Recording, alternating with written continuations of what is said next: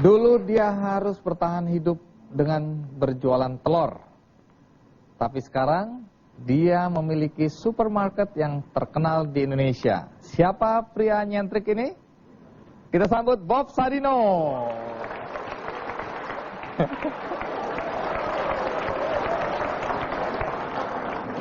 Oke, Om Bob, terima kasih banyak udah mau datang lagi di acara Kikendi.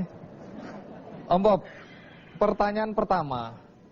Tadi narasumber adalah tokoh-tokoh yang inspiratif, tokoh-tokoh yang sukses.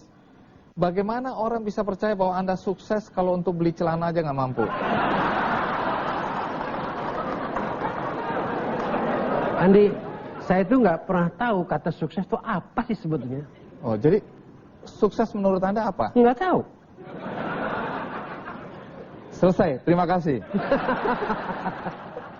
Om Bob, apapun cerita, Kemcik yang Anda pimpin itu adalah salah satu supermarket bergengsi untuk kelas atas, dan ini merupakan kisah sukses.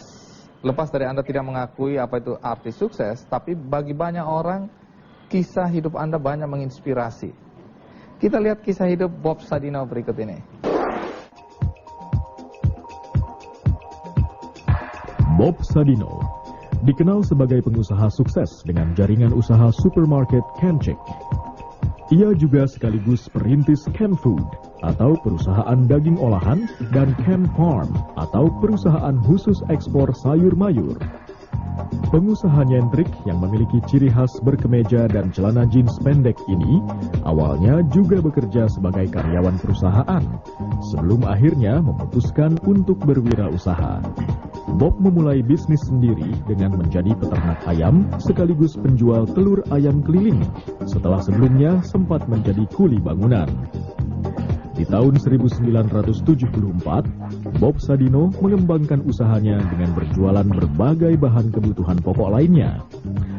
Ia melebarkan usahanya dengan memproduksi sosis atau daging olahan.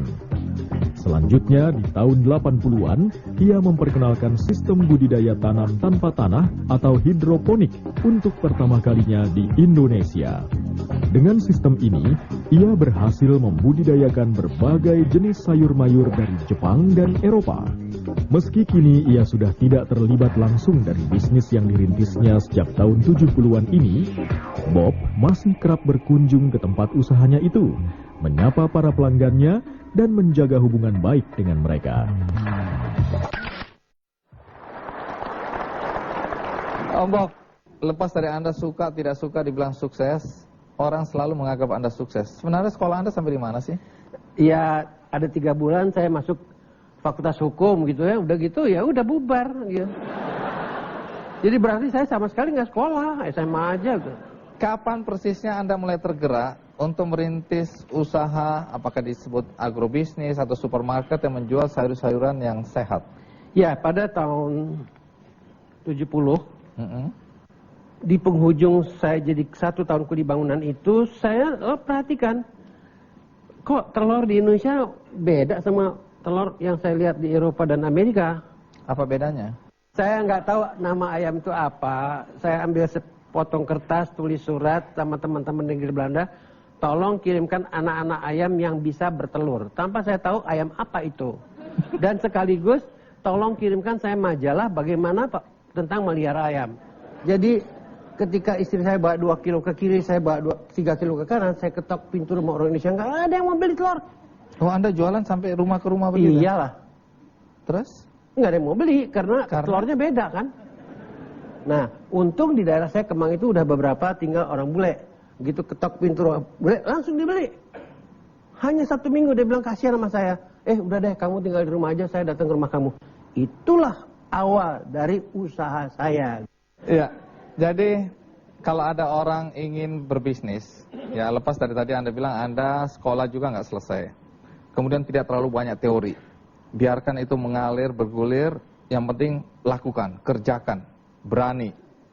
Nah, tapi kalau kembali lagi ada orang bertanya, Pak Bob, sebaiknya apa langkah-langkah yang harus saya lakukan supaya saya bisa mencapai prestasi maksimal dalam dunia bisnis? Pertama, hilangkan rasa takut untuk memulai apapun. Takut nggak ada duit, takut nggak ada modal, takut gagal, takut risiko, buang semuanya. Kedua, jangan mengharap. Karena di belakang harapan, setiap harapan ada kekecewaan. Jadi kalau Anda mengharap banyak, Anda akan kecewa besar.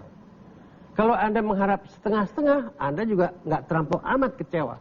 Tapi kalau Anda nggak mau kecewa, jangan berharap. Jadi jangan berharap, Anda tidak kecewa. Ngapain berharap gitu? Tadi prakondisinya kan, sekarang sandaran-sandarannya. Sandaran pertama harus punya kemauan. Ya semua orang juga punya kemauan. Nggak cukup jadinya kan.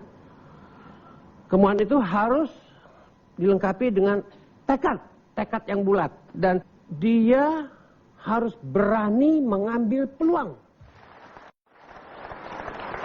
Nah, apalagi? Harus tahan banting dan tidak boleh cengeng. Mau usaha, wah nggak ada duit. Dikasih duit, usaha apa ya? Dikasih tunjuk usahanya, wah gimana pemasarannya? Ah, kalau orang kayak gitu mati aja dah udah.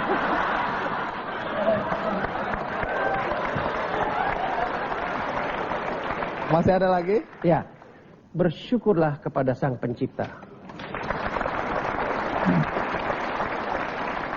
Lepas dari Anda bilang biarkan hidup mengalir, tapi ternyata juga ada term-term ya yang harus kita lalui dalam kehidupan ini. Dan Anda adalah satu contoh yang bisa kita tiru. Bob Sadino. Luar biasa.